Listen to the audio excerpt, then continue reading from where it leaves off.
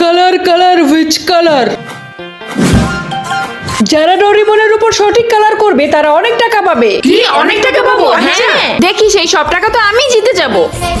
স্বপ্ন দেখা ভুলে যায়, এটা কখনোই হবে না। জিতবো তো আমি।